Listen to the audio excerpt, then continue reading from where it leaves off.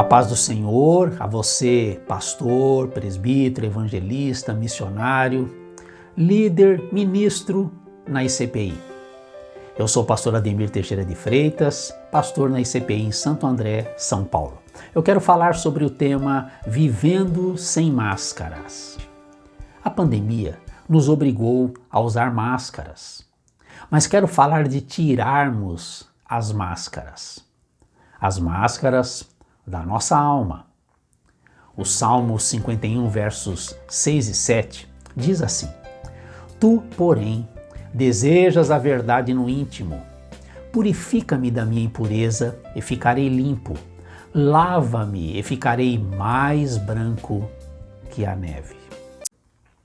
Antes de eu ser líder da igreja, eu era líder na igreja. Eu tinha um monte de ideias de como ser um pastor de sucesso. Eu achava que poderia escrever um livro volumoso sobre como ser um líder com ótima performance. Quando me tornei pastor, entretanto, logo no primeiro ano, eu achei que daria para, no máximo, escrever um panfleto. Ao completar 5 anos no pastorado, achei que tudo o que sabia e tinha aprendido caberia dentro de uma única folha de sulfite, resumida numa palavra apenas: socorro.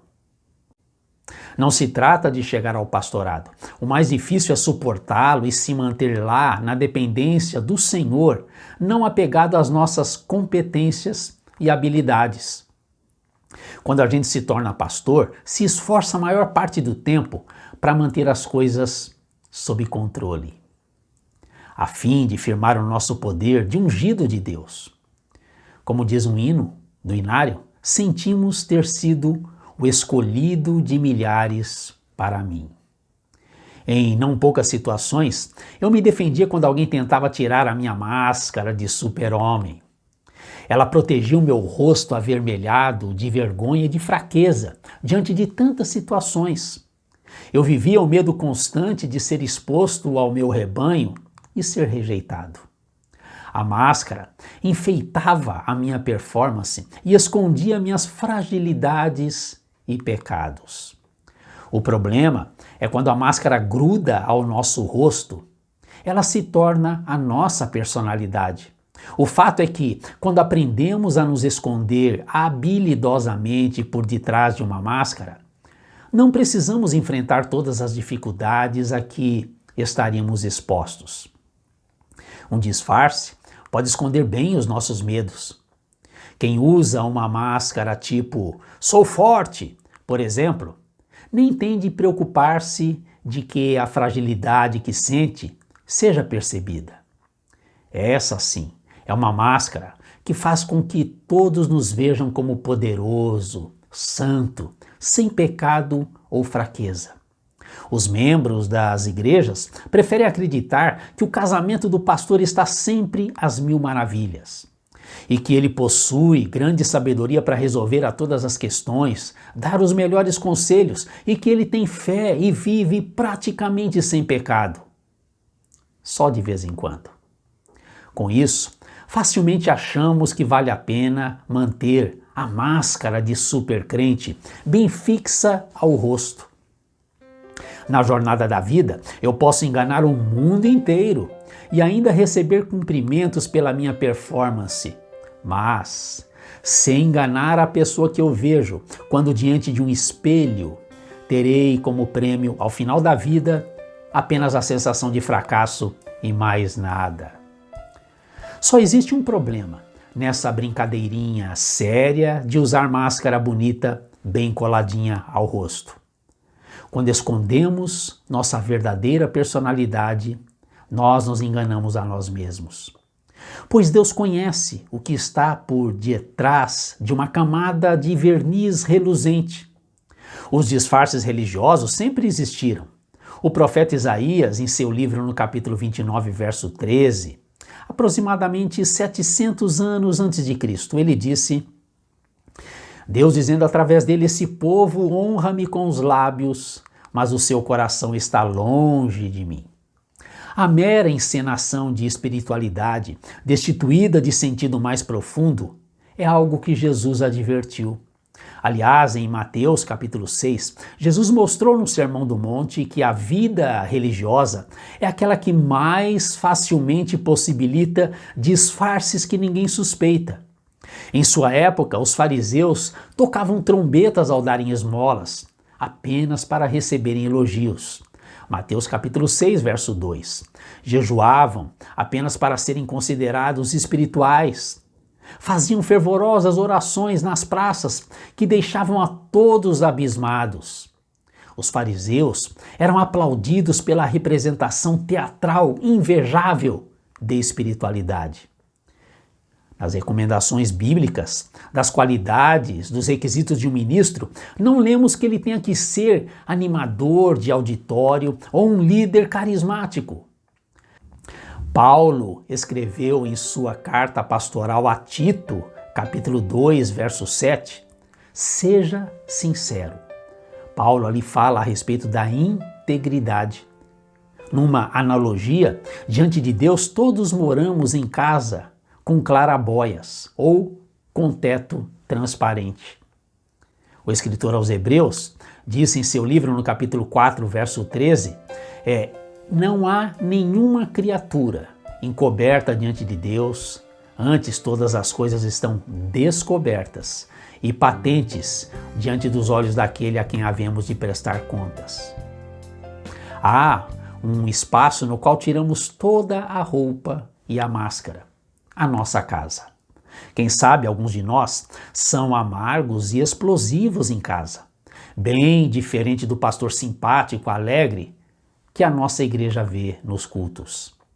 Jesus apontou essa desconexão entre a vida bonita que se tem na igreja e a vida inadequada que se tem em casa.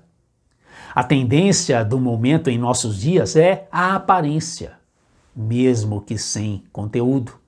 Foi Charles Spurgeon quem afirmou: não confie demais nos rótulos e nas aparências das coisas, pois quase sempre elas são fábulas. Quando a igreja que servimos como pastor deu um boom no seu crescimento, eu logo ajeitei a gravata diante do espelho ao me preparar para mais uma linda cerimônia de batismo. Em minha mente passavam com rapidez alguns pensamentos de meu ego inflamado. Parabéns, Senhor, pela sua inteligência em ter escolhido alguém tão especial como eu. Quando você se considera alguém de destaque, tem a tendência de aceitar os méritos por coisas que somente Deus poderia ter produzido. Você começa a pensar que é mais importante do que realmente é.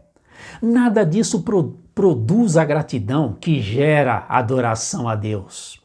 Agora está claro para mim que alguns dos períodos mais difíceis no ministério pastoral foram enviados por Deus para arrancar o ministério das minhas garras e colocá-lo onde ele nunca deveria ter saído, de perto da cruz de Cristo. Agora eu sei que essas coisas foram as ferramentas que Deus empregou para resgatar o meu ministério e recapturar o meu coração, para que a minha igreja não se transforme em meu pequeno reinado ministerial. Há quase 10 anos, Deus percebeu o orgulho por detrás de meu sorriso e fez a primeira tentativa para transformar o meu ego. Estava trabalhando no gabinete pastoral, querendo dar um clean, uma limpeza no espaço, mexendo em algumas fotos. Foi quando entrou no gabinete uma idosa, membro da igreja há décadas, e apontou para uma das fotos dos pastores anteriores e disse: aquilo que era pastor, nunca nossa igreja teve outro tão bem, talvez ela nunca terá. A experiência de liderança e de autoridade pode ser embriagante.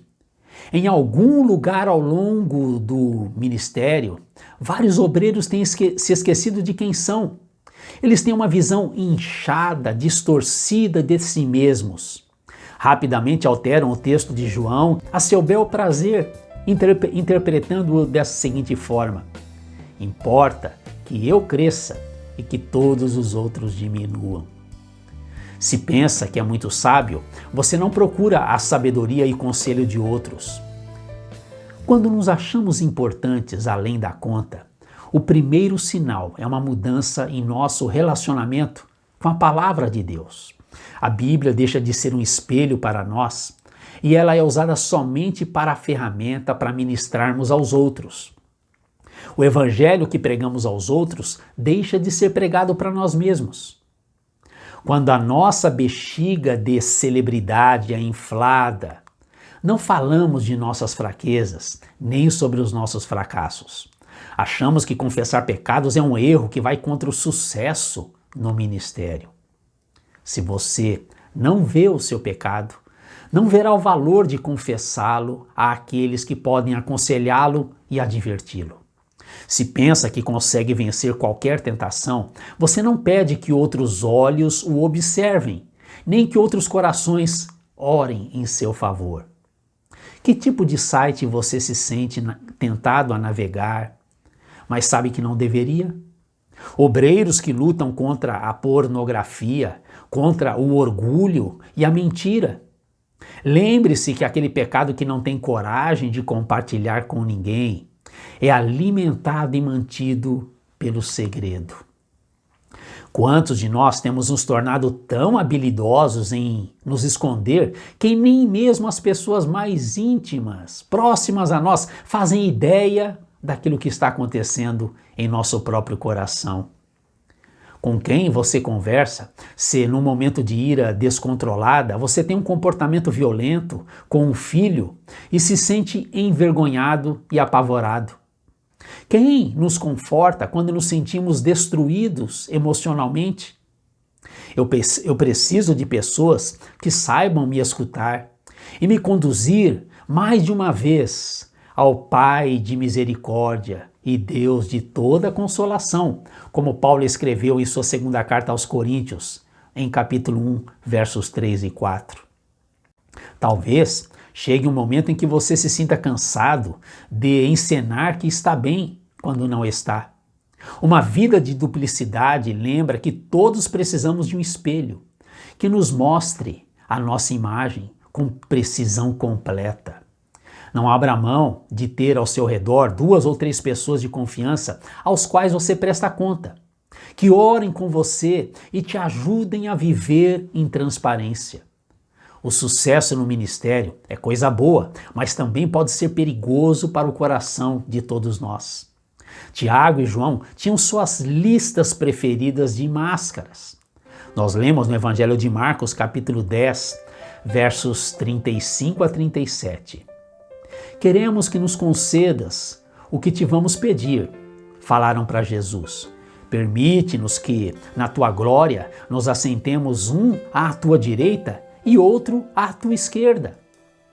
Sutilmente, eles almejavam que seu ministério com Jesus lhes providenciasse uma plataforma de grandeza.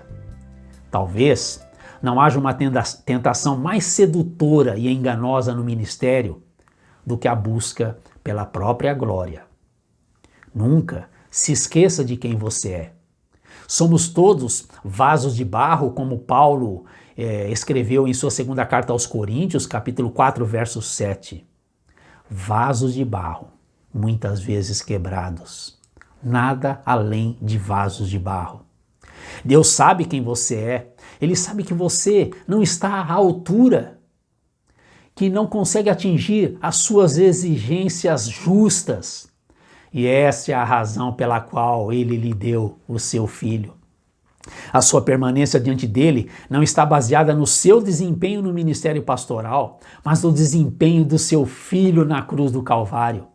Quando ouvimos elogios, infelizmente começamos a nos considerar especiais.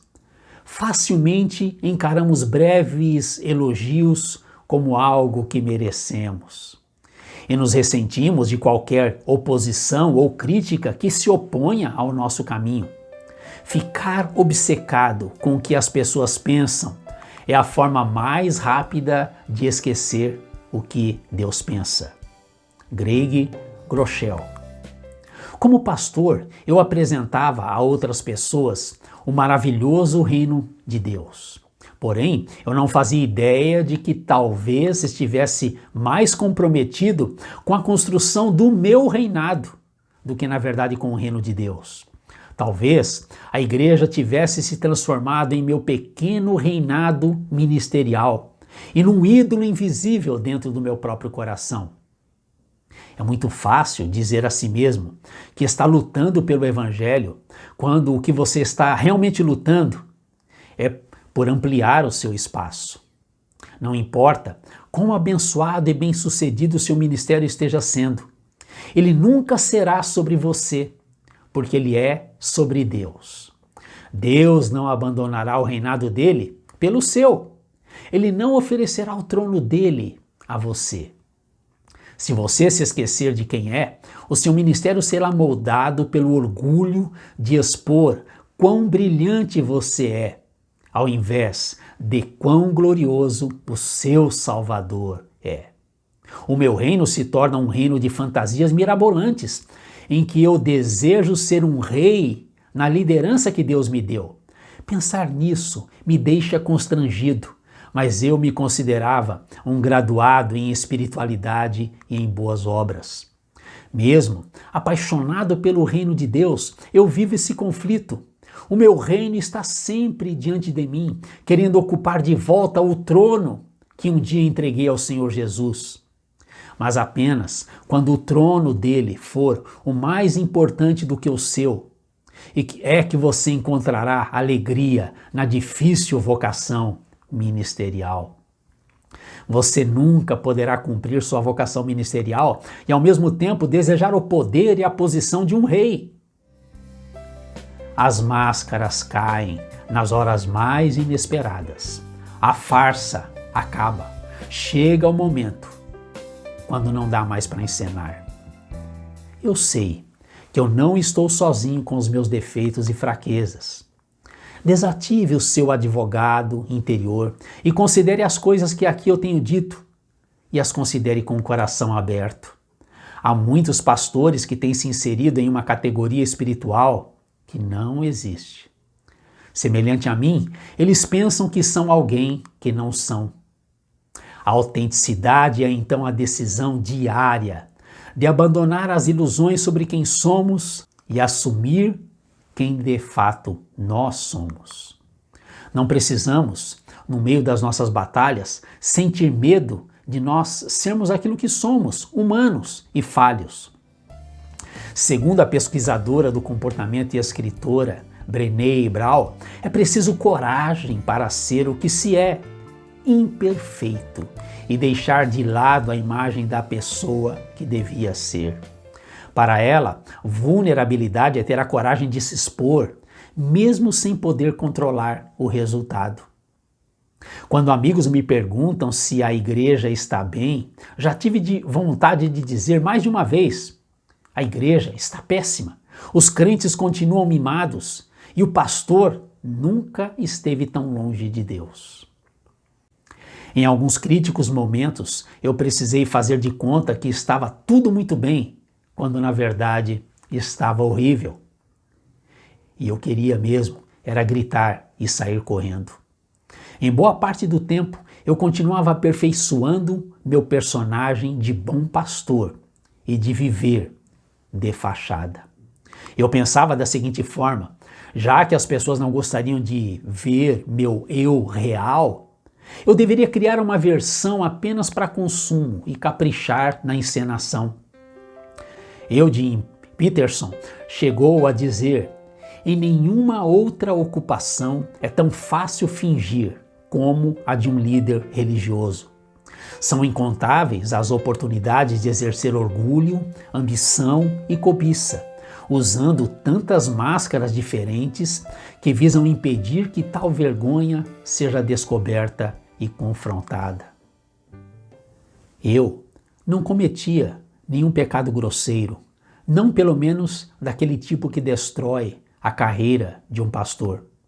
Minhas motivações também não eram más. Eu amava Jesus e o povo de Deus. Por fora, tudo estava muito bem. A aparência era das melhores. Só que Deus não olha para o exterior.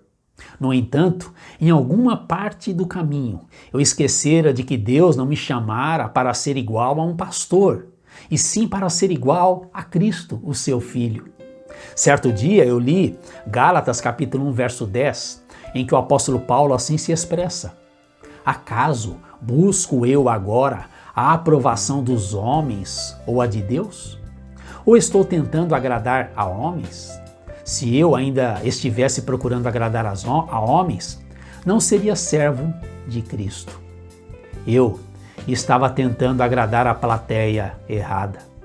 As palavras sacudiram meu mundo de fachada. Vocês devem concordar que é preferível o pecador sincero que o santo hipócrita.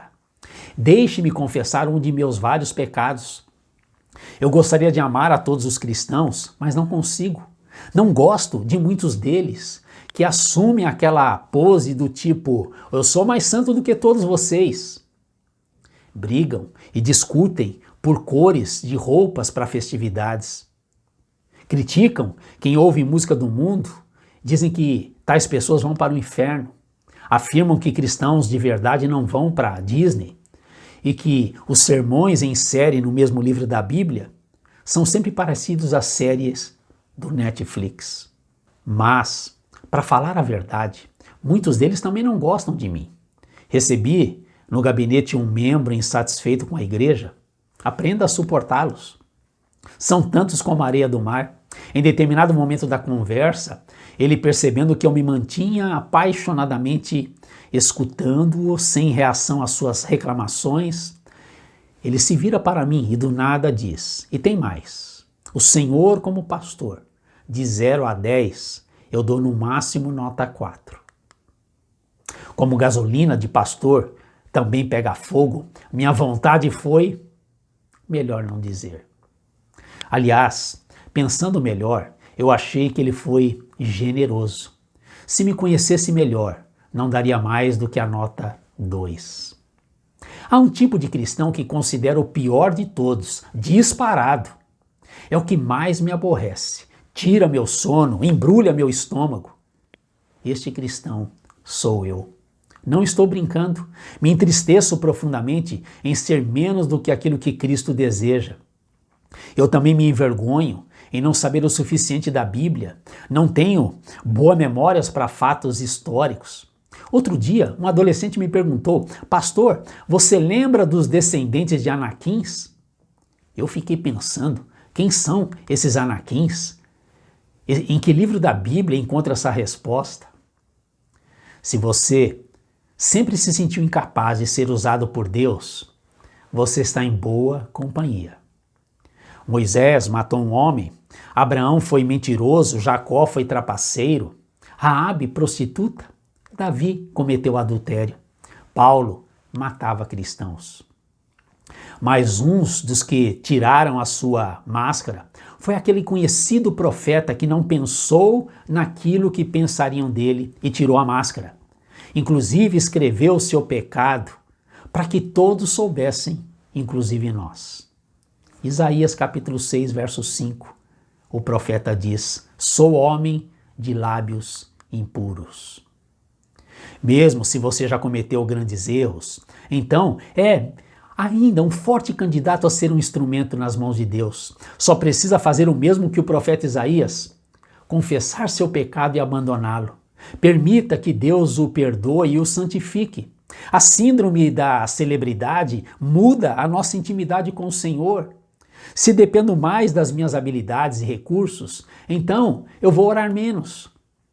Depois de dias representando bem o meu papel, tendo que pregar em determinado culto durante a semana, quando me aproximei do púlpito, lembrei que eu não havia orado naquele dia e ainda me considerava um pastor. Eu havia me tornado um pastor em tempo integral, mas um discípulo de Cristo de meio expediente. Quando coloquei a cabeça no travesseiro para dormir, senti vergonha daquele teatro que eu acabara de protagonizar tão bem. O Espírito Santo começou a trabalhar em mim e a promover mudanças a partir de então. E hoje tenho me esforçado a ser um discípulo em tempo integral e que por acaso também é pastor. Nada de posar de santo. O fingimento precisa chegar ao fim. É um desastre ministerial quando o nosso lado sombrio não nos assombra mais. E eu luto diariamente para não voltar atrás. Deixe de viver de fachada. Chega de se esconder. Opte pela sinceridade e seja autêntico diante de Deus.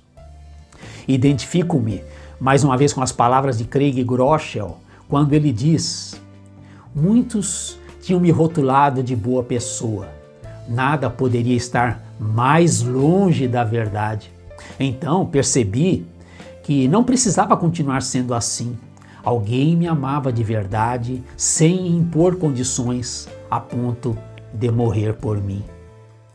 Enquanto alguns pastores sobem num pedestal e oferecem currículo cheio de vitórias e números de sua igreja, no meu sobram derrotas, fracassos e dúvidas. Para o Senhor ser glorificado, Ele costuma realizar grandes coisas a partir de nossos fracassos. Este é um tempo de like-latria, ou seja, de idolatria a likes, a seguidores. O adágio dos nossos avós, quem vê cara não vê coração, nunca foi tão verdadeiro. Ouvi certa feita uma história que retrata bem essa situação. Um homem acabara de sair da faculdade, formado em direito, montou um belo e requintado escritório de advocacia. Os móveis eram finos e o designer interior de grande elegância. Ele ia todos os dias para o escritório impecavelmente trajado. Só não tinha ainda algum cliente. Certo dia, porém, entrou em sua sala alguém que poderia ser o primeiro cliente em potencial. Imediatamente, o homem, aquele advogado, pegou o telefone e disfarçou uma conversa empolgada, aparentando discutir uma grande causa jurídica envolvendo muito dinheiro. Queria, na verdade, impressionar aquele que estava bem à sua frente. Quando terminou a conversa ao telefone, virou-se para o homem que o aguardava pacientemente e disse-lhe: "Pois não, estou às suas ordens, doutor fulano de tal." O homem, então, lhe falou: "Eu sou o funcionário da empresa telefônica e vim ligar o seu telefone que ainda não funciona." Viver com máscaras não é seguro.